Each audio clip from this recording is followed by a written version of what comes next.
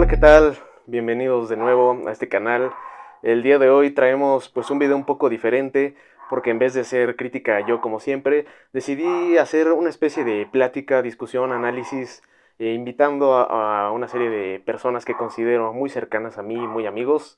Así que para el día de hoy tenemos a nuestro invitado aquí, Gera Imbo. Hola.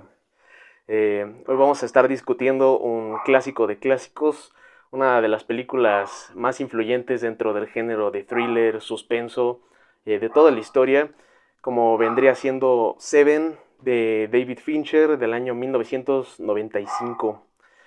Entonces, pues platícanos, Jera, ¿cómo conociste esta película? ¿Cómo fue tu experiencia?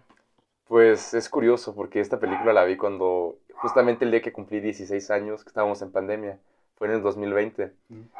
Pues no había nada que hacer, pues todos estábamos encerrados, ¿no? No podíamos salir, era la cumbre de las cuarentenas, todo eso. Entonces mi papá dijo, hay una película que está muy buena, creo que en ese momento estaba en Netflix, Mm. Seven. Dijo, hay que verla. Y cuando la vi me encantó mucho porque soy muy fanático de las películas de crimen, de suspenso. Sí. Es un poco de thriller, ¿no? De terror psicológico. Más que nada es dramático. Aparte, pues, desde que vi que las actuaciones iban a ser Morgan Freeman, Kevin Spacey y Brad Pitt, pues dije, no, pues sí, obviamente la tengo que ver. Sí. ¿Y cuál fue tu reacción cuando acabaste de ver la película por primera vez? Es de los mejores plot twists que he visto en la historia del Sí. cine, yo creo. Este, pues bueno, esta película salió en un momento pues un poco complicado para David Fincher porque él venía de hacer Alien 3 que además de ser una secuela muy mala, pues no fue como el mayor éxito taquillero. Entonces que digamos que Seven fue, como en sus propias palabras, su primer película y pues esta película le dio como ese paso para hacer otras cintas para mí de muy buena calidad como vendrían siendo El Juego y El Club de la Pelea en 1999. Pero antes creo que estaría bien que platicáramos un poco por qué el número 7. Porque el 7 es muy representativo en esta película y el 7 significa varias cosas que se han ido documentando a lo largo de la historia y esas cosas pues tienen mucha relación con la religión. Así que, ¿por qué no hablamos un poco como de los crímenes que se realizan y cómo están conectados con los 7 pecados capitales?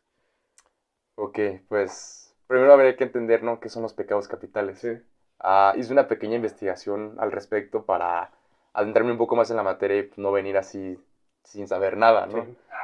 Pues bueno, por lo que investigué y por lo que encontré en internet, los pecados capitales son como esas 7 formas de corrupción humana que existen para quebrantar tanto el espíritu como la pulcritud que tenemos nosotros los mortales. Sí.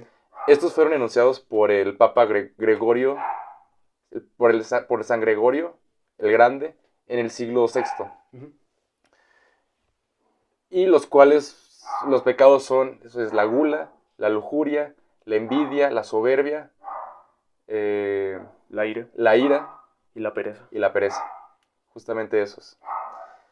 Entonces, pues, estas 7 formas de corromper el espíritu humano también representan a los 7 príncipes de las tinieblas o del inframundo. Sí.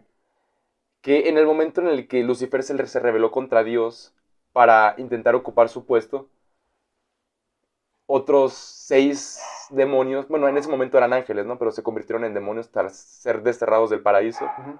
Se unieron con Lucifer para derrocar a Dios. Entonces, pues, al ser desterrados del paraíso y ser enviados al inframundo, pues, como que se hizo esa correlación de los demonios o príncipes del infierno con tal o cual pecado. Por ejemplo, pues Lucifer está considerado o se le adjudica el pecado de la soberbia, porque él se tenía en muy alta estima al grado de equipararse con Dios. Y pues eso no podía permitirlo Padre Celestial. Lo cual tiene sentido porque de cierta forma podríamos decir que el asesino de esta película, John Doe, por cierto, va a haber spoilers, este es un análisis a Cierto, discusión, cierto. lo mencionamos un poco tarde, pero bueno, eh, pero el asesino, John Doe, que es interpretado por Kevin Spacey, de cierta forma podríamos decir que es Lucifer porque pues él eventualmente fue creado por Dios y se está como revelando, como es una especie de justicia retorcida, podríamos decir, como para, como para expirar su alma, un poco para limpiarse a sí mismo, pero de cierta forma sí se está rebelando contra Dios. Yo lo vi de otra forma. ¿Cómo? Hay un filósofo que sigo que se llama Lance Svensson, Ujú. que enlistó 4 formas de maldad en el mundo, las cuales son la demoníaca, la estúpida, la idealista y la instrumental. Sí. En este caso yo pondría a John Doe como un tipo de maldad instrumental, perdón, idealista, porque él cree que está haciendo el bien, porque está expiando al mundo de esa suciedad que en algún momento de la película así llama a las personas a las que asesinó. Entonces él cree que está haciendo un bien. A lo mejor él se siente como una especie de, justo como un ser de justicia, Sí. pero yo lo siento más como que no se esté equiparando con Dios, sino es como él se ve a sí mismo como un ser enviado por el propio Dios para expiar el mundo de los seres impuros o sucios del mundo. Mm, puede ser, pero le sigo viendo como cierta relación con Lucifer justamente porque lo que está haciendo pues en su mentalidad sí es como, lim- como limpiar su alma.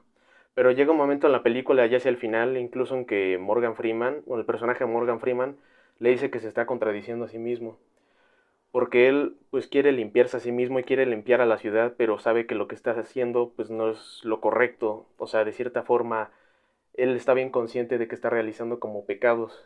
Entonces, no estaría limpiando todo correctamente porque él se estaría metiendo de eso, dentro de ese como círculo social. Bueno, así lo vi yo. Es un psicópata, ¿no? Tampoco le puedes adjudicar un valor como que Bueno, sí. muy racional a lo que está haciendo.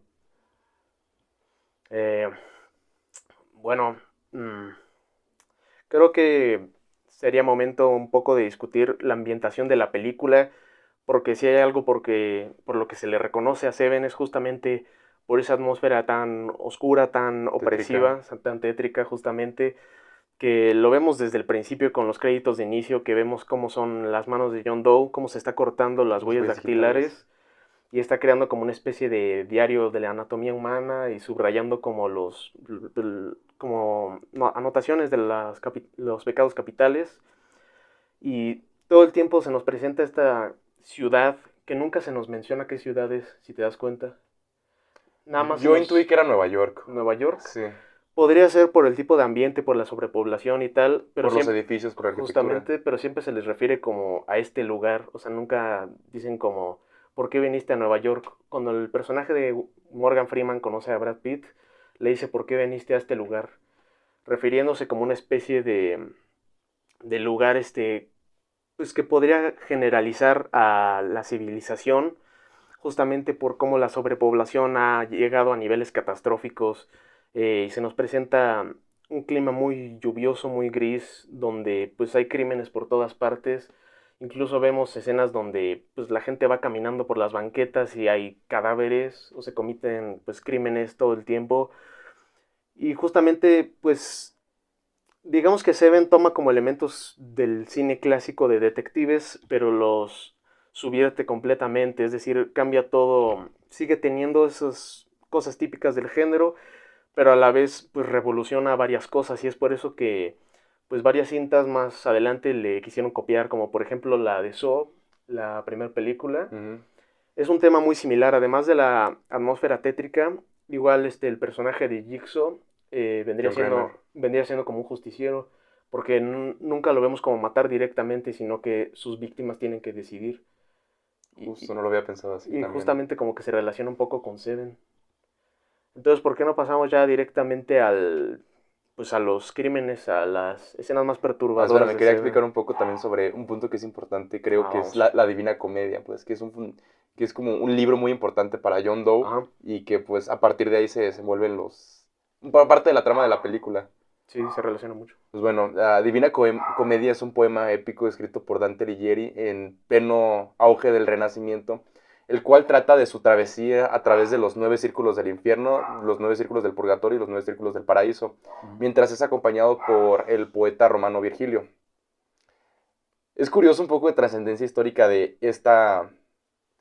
este texto literario porque causó tanto revuelo en su época que para las instituciones cristianas y católicas como que lo volvieron canon. Sí, sí, sí, sí. O sea, la Biblia no mencionaba nada de eso, pues, pero dijo, o sea, como este güey está tan cabrón que está describiendo algo que se me hace que es así. Sí, si lo vemos, pues es muy diferente, ¿no? Porque en la iglesia se nos menciona el infierno como un lugar muy caliente, lleno de fuego, Lúgubre. pero justamente cuando llegan a la guarida de Lucifer, vemos que es un lugar completamente congelado. Frío, sí, Ajá, por frío, las alas que por las Lucifer alas. que está en constante movimiento. Sí. Y también mezcla varias cosas de la mitología griega, de la mitología romana Ujú. y partes del cristianismo. Por ejemplo, en el tercer círculo del infierno, que creo que es el de la gula, déjame lo corroboro. Sí, se encuentran pues los glotones. Sí. Y por lo que leí, se escuchan los ladridos del cancerbero. El cancerbero. Ajá. Que ese es el perro que custodia el inframundo y que ve que las almas que pasen al inframundo como tal no sean mortales, ya hayan fallecido. Entonces es una cuestión muy importante que cómo la Divina Comedia influyó tanto en la historia, pues, y particularmente en la película, ¿no? Que es lo que Sí, venimos sí, a sí. hablar. Y cómo influyó en la mente de John De Doe John Doe. y cómo los detectives, pues a partir del estudio de eso, le fueron siguiendo la pista hasta el punto de que, pues, contactaron a la gente del FBI Ujú. para checar los retiros bibliotecarios y dar con él. Justamente. Sí, Y también qué bueno que mencionas la gula porque es el primer es crimen el que primer vemos, crimen, sí. que es una de las escenas más horrorosas de Seven. Eh, un hombre Mórbidamente obeso. mórbidamente obeso comió hasta que le causó una hemorragia interna y pues bueno, ya ahí nos vamos dando cuenta un poco del tipo de película en que nos estamos metiendo. Pero aún así siento que no te das cuenta del viaje en el que te metiste hasta que terminas de ver la película por completo. Eh, y bueno, pasamos ahora al segundo crimen que se realiza. ¿Cuál es, Jera? La avaricia o la codicia. La avaricia. Pues bueno, a un abogado que se dedicaba a defender pues a personas que no merecían estar en libertad, pero gracias al uso de las influencias y del dinero lograban mantener su inocencia, por así decirlo, y que siguieran en las calles, pues es asesinado por John Doe. Creo que era mediante que le dejó caer varios costales de dinero en algunas partes del cuerpo o algo así, hasta que pues, creo que le aplastó el cráneo y pues falleció. No era más bien lo del, que tenía como una balanza Ah, y que ahí cierto, tenía y que se había poner su cortado, carne. cierto. Sí, Es un poco, también recuerdo una de las películas de Sono, donde hacen una parte, justamente. un hombre se corta el brazo, una mujer se corta el brazo para ponerle en la balanza. Ajá. Sí, cierto, era algo así. Es un poco como la destrucción de tu cuerpo físico, como para que tu alma alcance esa expiración que se está buscando justamente. Y pues bueno, ahora pasamos al tercer crimen, que creo que es la escena más perturbadora de la película, Sí. que vendría siendo la pereza, que es un momento bastante impactante para quienes la ven por primera vez. Entonces, vendría siendo como este hombre que al principio piensan que es un cadáver, que está amarrado a una cama, Lo pudiera decir como un cadáver vivo, ¿no? como un cadáver vivo, como Sí, una especie de zombie. sí. Y pues se menciona ahí que el olor es casi insoportable, su cuerpo está completamente descompuesto, Putrefacto. putrefacto justamente, especialmente pues internamente, Sí. porque dejó de estar en movimiento, me parece que un año Sí. exactamente. Todo estaba planeado para que los detectives llegaran ese mismo día a esa hora. Hasta que eventualmente pues el cuerpo como que revive, pero pues es como si siguiera muerto porque pues ya no puede ni caminar, mencionan que Sí. ya no tiene ni lengua, ¿no? Ya no puede ni hablar. No. Estaba en un estado de esqueletificación, Mm, casi, casi. Estaba sumamente delgado. Se le notaban las llagas en el cuerpo. sí. Este. También por las jeringas que hay a los costados de la cama. Se ve que lo estaban constantemente drogando. Para que no se muriera. Para que no se muriera, para que no se pudiera mover, para que estuviera como en un estado de inconsciencia. Mm, Sí. ¿Sabes a qué me recuerda un poco? ¿a qué? Hay un video de Dross que se llama El caso de Alexander o algo así. Ah, no lo he visto. ¿No? No. Bueno, el caso es el de un hombre que estaba, no me acuerdo en qué país de Europa, pero se encontraba cautivo en la cueva de un oso grizzly, creo que era. Pero ahí lo tuvo durante muchísimo tiempo y el hombre, pues, el pobre hombre, pues en ese mismo estado, casi de esqueleto. Ujú. Como una especie de momia. Ándale. Ujú. Y lo curioso de esta película es que se decía constantemente que era una de las más violentas de todos los tiempos, de las más visualmente perturbadoras. Pero justamente lo que da miedo de Seven es que pues no alcanzamos a ver directamente como estas escenas violentas pues ejecutándose, más bien vemos como los resultados y lo demás pues es toda parte de nuestra imaginación que se combina justamente con la atmósfera tétrica que tiene la película, ¿no?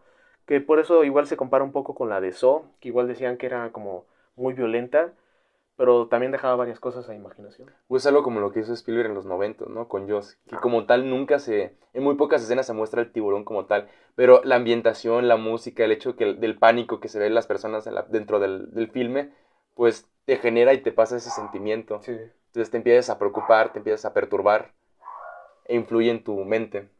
Es justamente eso que a veces dejar cosas a la imaginación resulta como más efectivo, ¿no? Ujú. Pues ahora pasamos al siguiente crimen, que vendría siendo la lujuria. La lujuria. Igual un momento bastante perturbador de la película.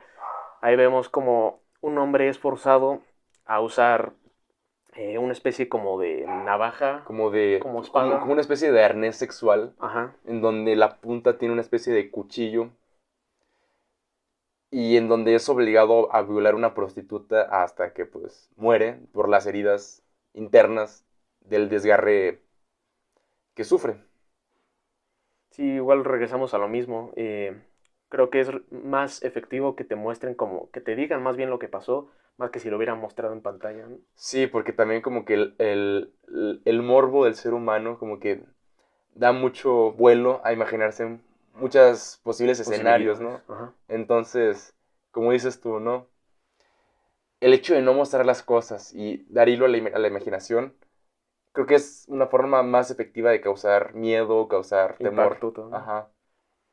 Eh, y pues ahora deteniéndonos un poco en lo de los pecados. También se mencionaba por ahí, pues cuando recién salió la película, que la actuación, por ejemplo, de Brad Pitt, que no era lo suficientemente buena, que no alcanzaba como los niveles que se tenía como predispuesto. Entonces, ¿tú qué opinas de la interpretación de Brad Pitt en esta película? Mm, yo suelo ver las películas dobladas, ¿no? Ajá. Me gusta el doblaje y la actuación de doblaje y todo eso. Hubo escenas donde sí las tuve que poner como en el idioma original para realmente ver qué tan buen nivel de actuación había, ¿no? Y como para sentir las emociones que transmiten los actores. Sí, porque cambia bastante. Había bastante. En la parte del final, de que dice, What's in the box? What the fuck is in the box? Sí la puse en inglés. Sí, escena icónica. Sí, la primera vez que la vi se me hizo un poco raro como la parte en la que Brad Pitt está como apuntándole a John Doe, baja el arma, como que se pone así como que triste, lo vuelve a subir.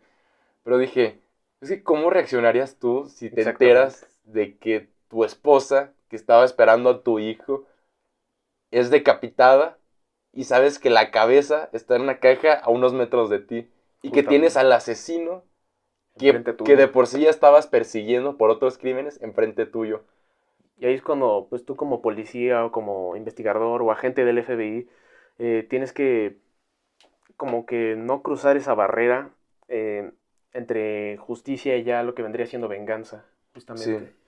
Pero bueno, del final discutiremos un poco más adelante. Ahora regresemos a, pues ya uno de los últimos crímenes de la película, que vendría siendo la envidia, ¿no? No, la soberbia. La soberbia. Que es cuando encontramos a esta mujer en la cama, que está desfigurada, si no mal recuerdo. Sí, y está cubierta de vendas. Sí. Eh, Sí, de cómo el atractivo físico, pues al final de cuentas, bueno, al menos para el asesino, pues no significó nada, ¿no? Que somos una cáscara nada más. exactamente. Entonces, lo que aparentamos no es lo mismo de lo que somos. Y es justo, pues regresamos como a los ideales de John Doe. Eh, pues que lo más importante es como el alma, todo lo que se encuentra dentro nuestro, Ujú. que pues lo que estamos usando pues justamente es solo como una especie de recipiente. Pero lo que en verdad cuenta es nuestra alma que pues va a seguir por allá por muchos, muchos años. Este, Y pues ahora pasamos A ya los dos últimos. a los dos últimos que vendrían siendo justamente el final de la película. Que antes de que lleguemos directamente a los dos, no sé si te diste cuenta, pero cuando van camino a esta área donde John Doe les dice que va a estar, pues que va a haber más cuerpos, más víctimas, hay una serie de antenas. Y esas antenas son como muchos números 7. Nos están indicando como indirectamente que nos acercamos al clímax de la película y que la obra maestra de John Doe está por completarse. ¿Sí te habías dado cuenta? No, no me había percatado. Justamente. Es que es eso, que David Fincher es un director que te va dejando como pistas por ahí, igual en Fight Club, digamos que el giro Cierto. te lo va como poniendo, ya desde el inicio de la película te va dando como Sí. indicios. Edward Norton no tiene nombre en esa película, ¿no? No tiene No nombre. tiene nombre. Y nunca se podía referir a Tyler Durden cuando estaba con otras personas, ¿no? No. Era como la regla. Cuando estaba con... ¿Cómo se ¿Con llama? Marla? Con Marla. Ajá, Sí, no se puede referir así. Entonces, cierto, ¿no? Son como pequeños detalles. exacto. Que no te das cuenta ya hasta el final pues, de la película, Ujú. justamente. Porque igual las cintas de David Fincher, la primera vez que las ves son como muy impactantes, son como recibes mucha información y como que te quedas hasta el final de la película que todavía recibes todo eso. O sea, hay varios detalles que no te das cuenta hasta que la vuelves y la vuelves a ver. Pero bueno, ya cuando los detectives llegan pues a donde se supone que están estas víctimas, es donde empezamos a notar pues esto de los dos pecados, los últimos faltantes para completar la obra de John Doe. Entonces háblanos un poco del final. De la envidia. Bueno, pues en una parte de la película John Doe se va a entregar. Cosa curiosa. Yo lo tuve que investigar después, ¿no? Mm, Porque yo pensé que el nombre era John Doe. Pero no, es la forma en la que en Estados Unidos y en Inglaterra se refieren a las personas cuya identidad se desconoce sí, o que la ocultan a propósito. Entonces es el nombre provisional que se le da a esas personas. John y Jane Doe. sí. Pues bueno, se va a entregar y pues obviamente lo primero que hacen es checar las huellas dactilares o intentar averiguar quién es, cosa que no da resultados y por eso lo empiezan a llamar así, John Doe. Pero bueno, ya cuando acceden los detectives Mills y Somerset, que es Brad Pitt y Morgan Freeman respectivamente, pues los conduce como una zona despoblada, desértica, con Sí, puras antenas, ¿no? justamente. Mientras las va siguiendo un helicóptero con Un SWAT. helicóptero para la protección. Ujú. Entonces, en el camino, pues, John Doe va dando como que varias referencias sobre en lo que, qué es lo que quiere como que concluir, ¿no? Con su obra maestra. Pues bueno, una vez llegado ahí, como que se bajan y arrodillan a John Doe. Ujú. En lo que a lo lejos se ve cómo se aproxima como un camión de correos, de De paquetería, correos. Ujú. para entregar un paquete, que justamente es la cabeza decapitada de la esposa Y justamente llega de Mills. a la hora 7 del día. Exacto. Y en el día séptimo. Porque todo lo de la película transcurre en 7 días. Entonces, eventualmente esto sucede un domingo a las 7 de la mañana. Eh, y toda esa secuencia del final es una de las más maravillosamente grabadas, una de las secuencias mejor grabadas de la historia. Eh, pues por el movimiento de cámara, porque el movimiento de cierta forma te va provocando varias emociones. Cuando se va aproximando el camión, lo ves como con desenfoque, como si hubiera una especie de neblina enfrente. Sí, también como por el calor, como que se ve ese... Sí, pero igual funciona como una especie de neblina para generar ese como misterio, ¿no? Y repito, la primera vez que estás viendo esa secuencia es tan impactante, recibes tanta información que no sabes ni cómo procesarlo. Ujú. Aparte que están cambiando cámaras constantemente. El Ajá. helicóptero, a Mills, a Desde Somerset. varias perspectivas se Ajá. ve el crimen. Y bueno, siguiendo con esto de las cámaras, eh, eventualmente nos damos cuenta de que ese paquete que viene resulta que tiene la cabeza de Tracy, que es la esposa del detective Mills, Brad Pitt. Eh, y todos nos quedamos como el personaje de Morgan Freeman, ¿no? Como que completamente impactados y también Ujú. impotentes porque no sabemos cómo qué hacer. Como tal no sabíamos qué era, hasta que Sí. John Doe dice, es la cabeza decapitada de tu esposa. Y se ven como gotas de sangre manchadas ahí un Ajá, poco. sí, sí, ve. O sea, porque Somerset abre la caja y la reacción que tiene es muy, muy notoria, ¿no? Sí, sí, sí. Y luego, voltea a ver a John Doe y a Mills. Entonces fue en el momento en el que John Doe se dio cuenta de que, ya lo vio, ya le voy a empezar a decir a David, a Mills, Ujú. para irlo como envolviendo en mi juego y se complete mi obra maestra. Y se tenían pensados pues varios finales para esta película. En uno de ellos sí se muestran como flashazos nada más de la cabeza de Tracy. Ujú, Pero eso, pues regresamos a lo de la imaginación, ujú. ¿no? Que es Valioso. más perturbador Ujú. imaginarte lo que está, cómo luce la cabeza de Tracy en esa caja que si te lo hubiera mostrado. O igual se tenía planeado otro final en el que, muy raro, en el que el detective Somerset como que se enojaba más que Mills y era el detective Somerset el que mataba a John Doe. Pero pues no tenía como mucho sentido. No, no tenía coherencia porque también eso no lo mencionamos. En una parte de la película, John Doe tiene la posibilidad de matar a Mills. Hasta le pone el arma en la cabeza, Sí, a cierto. cañón tocante, y decide no hacerlo. Entonces, siento que a partir de en ese momento, dijo, gracias a esta persona voy a completar mi obra maestra. Porque ya tenía todo pensado Ya tenía todo justamente. pensado. Entonces, no hubiera tenido coherencia de que pues Somerset hubiera asesinado a John Doe. Aparte, él era como que no cuadraba, porque pues no tenía ningún vínculo con Tracy. Más que en esa escena en la que le explica de su embarazo. Sí, pero pues es como, te di cuento a ti porque no tengo a quién más contarle. Sí. Y porque no sé cómo se lo voy a tomar el otro. No. Porque había una alta probabilidad igual de que, pues, incluso dejara su trabajo, ¿no? Por Ujú. cómo está saliendo todos estos crímenes. Igual te tenía planeado otro final en el que, bueno, justamente eso de que, muy raro en el que Mills evitaba que Somerset matara a John Doe. O sea, Mills le disparaba a Somerset para que no matara a John Doe. Pero igual como que no tiene como mucha coherencia. No, o sea, ahí el conflicto no era entre los dos detectives, era entre los detectives y el asesino que tenían enfrente.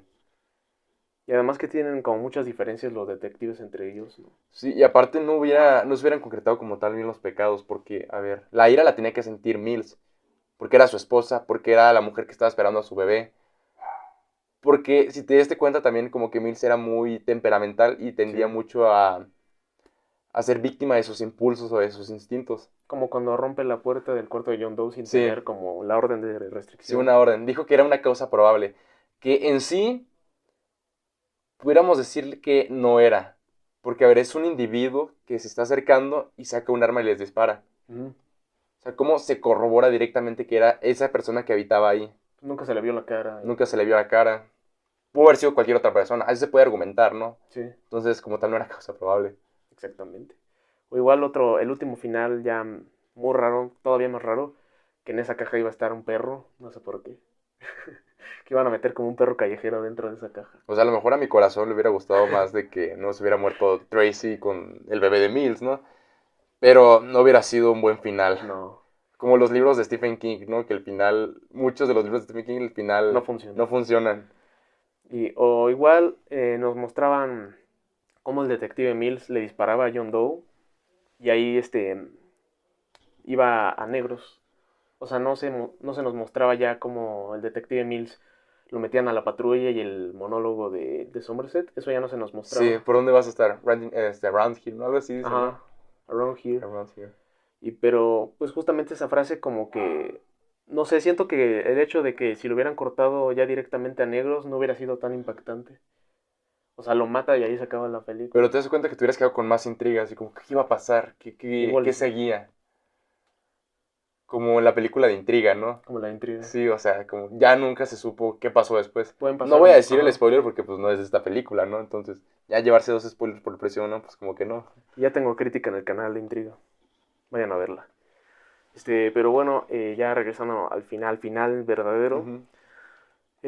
Volvemos a lo de la cámara, porque ahí, si te das cuenta, cuando se apunta la cámara a John Doe, está como toda tranquila, así no se mueve. Y cuando ya se nos presenta el detective Mills, está sacudiéndose todo el tiempo. Ujú. Entonces de esa forma nos va afectando como inconscientemente porque vemos que Mills pues no sabe qué hacer, está desesperado y ese movimiento de cámara ayuda un poco a eso, ¿no? Mientras que el, la pues como que hacia donde se dirige hacia John Doe está todo tranquilo como su personalidad justamente Y ahí es cuando creo que el Fincher es un genio de la cámara, porque además si te has dado cuenta de sus películas solo utiliza dos colores, que es el azul y el amarillo. ¿Sí has visto? Cierto. Y se nos Sí, los que presenta, predominan. ajá, justamente. Y John Doe se ve como con esta sombra azul, como mostrando su tranquilidad, mientras que el detective Mills está iluminado por el sol amarillo, ¿no? Que Ujú. justamente, eh, Sí, aparte el enfoque que tiene Mills es como más abierto, donde se ve parte del desierto, y el que tiene John sí, Doe es como que más cerrado. Es justo. como de esta parte y un poquito para arriba. Es como esas tomas que te asfixian, ¿no? Sí, Entonces, pues, ahí volvemos como a la pregunta de qué harían ustedes, porque, pues, es un detective y, pues, no puede matarlo, obviamente, porque no. tienen como códigos. Pero cruza esta línea, que ya no es justicia, sino es más bien pues venganza, que justamente a John Doe le dice Become Vengeance, algo así le dije, ¿no? Justamente, pues se rompe su código y últimamente Mills termina sucumbiendo a su pecado, que es la La ira. ira, Y pues John Doe igual, porque por por envidioso. envidioso, porque él envidiaba la vida de Mills, ¿no? Como tenía una esposa, Un trabajo, ajá, estabilidad y económica, esperaba no un sé, bebé un bebé. justamente. Que él no sabía además. O sea, John Doe se lo da como muy de balazo y yo creo que eso fue como el detonante ya de la situación. No, y en una parte acuérdate que le dice, she was begging for her life and the baby's life. Como para que se imagine toda la Sí, situación y aún así como que se enoje todavía más. sí.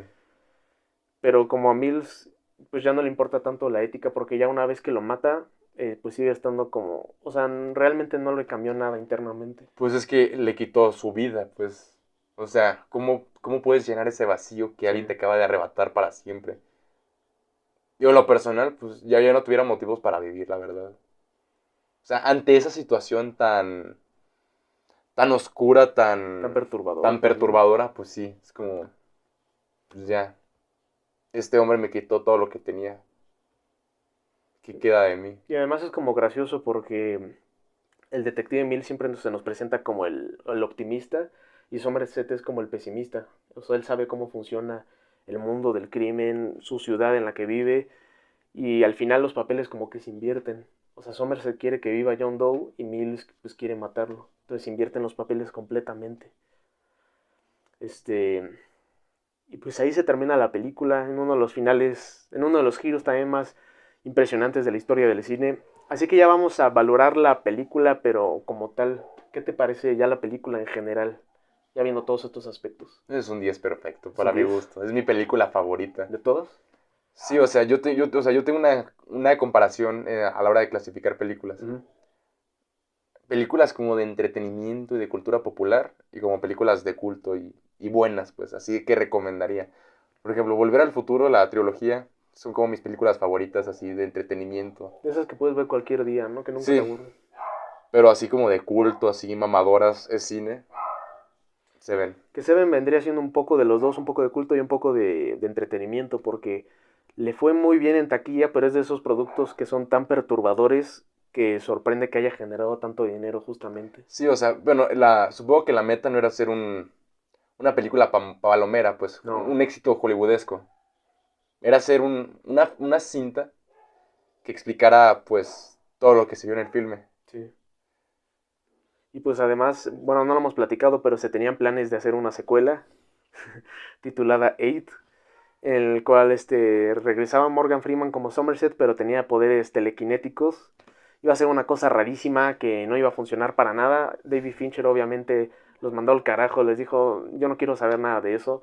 Eh, y pues ya desde ahí el director se ganó un nombre como uno de los más importantes de Hollywood. Pues como dije, pasó a hacer peliculones como El Juego o El Club de la Pelea. O no sé si has visto la El de... curioso caso de Benjamin Button. O la de La chica del dragón tatuado, ¿ya la viste? No, pero sí lo ubico. Está Sí, muy buena. sale el Daniel Craig. Daniel Craig, sí. Muy buena película. Y justamente siempre se quedó como entre pues películas de thriller, suspenso. Sí, el único tropiezo que tuvo fue Zodiac. Bueno, que para algunos es un peliculón, una Bueno, de sus a mí no me favoritas. gustó, la A mí verdad. tampoco, se me hizo Había un poco lenta. mucho potencial, mucho margen de explotación para hacer muchísimas cosas. Justamente. Y se tenían todos estos actores y... Sí, el cast, o sea, ¿cómo desperdicias un cast así? Y una Mark película de 3 Ruffalo, horas, Robert ¿no? Downey Jr., Jake Gyllenhaal. O sea, tenían 3 horas y siento que se extendieron demasiado y al final te deja como con un vacío, como que no te sientes Una satisfecho completamente. insatisfacción, sí. Que tampoco se resolvió completamente el caso del Zodíaco, No, pero aún así creo que pudieron haber hecho cosas mejores con la película, ¿no? algo más misterioso. O sea, yo, si hubiera sido David Fincher, hubiera hecho un Seven 2. Una...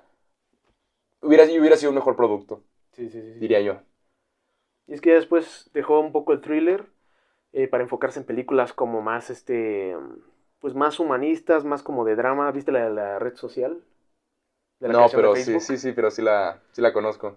Todas sus películas tienen este toque de thriller, pero pasando a ser como diferentes géneros. O sea, es un director que le gusta experimentar mucho y además es un perfeccionista porque sus tomas las repite hasta 20 veces. La de Zodiac, una toma tan simple como la de Jake Gyllenhaal aventando el libro a un coche, se repitió me parece que más de 20 veces. Eh, pero es un directorazo y Seven sin duda alguna es una de las mejores películas de la historia, una de las Sí. más influyentes. Además de eso, ¿viste la del coleccionista de huesos? No, pero sí la conozco. Con Denzel Washington. Ujú. Es muy similar. Pero todas estas películas le terminaron copiando igual esta atmósfera como muy tétrica, muy de opresión, un ambiente muy gris. Pero ninguna alcanzó como la perfección No. de Seven. Es que aparte te das cuenta que esta película es del 95. Sí. Venimos de la época de los 80s, donde todo el género de terror eran puros slashers, eran puros criaturas sobrenaturales o con algún O poder extraterrestres, ¿no? o extraterrestres, que no había como de, o sea, tú eres la víctima, eres la presa y no te puedes salir de ese papel. Tú estás en constante persecución y yo te vengo a matar, ¿no? Sí. No tienes casi nada que hacer. Entonces, al momento de cambiar como que esta imagen del asesino serial a un ser más humano, siento que le dio un giro a toda la industria, ¿no? En Ujú. cierta parte. Sí, sí, sí. Sí, porque lo que más miedo da eventualmente es que estas cosas pues sí pueden llegar a pasar. No se presentan crímenes así todos los días. Eh, Son como las películas de, bueno, al menos para mí, las de 12 horas para sobrevivir, las de la purga. ajá, las de la O purga. sea, te quedas pensando, ¿qué pasaría si esto llegara a pasar? Sí podría pasar. Quién sabe, ¿no? Está Sí. muy, está muy loco ese ambiente, pero es como que te quedas reflexionando, filosofando. Ese tipo de pensamientos que tú tienes como a la 1 de la madrugada viendo el techo, Crisis crisis existenciales. existenciales, como, ¿qué pasaría si esto se fuera a llegar a ser Ah, realidad? y con la tensión política que hay ahora, pues no me extrañaría que algo así sí llegara a pasar.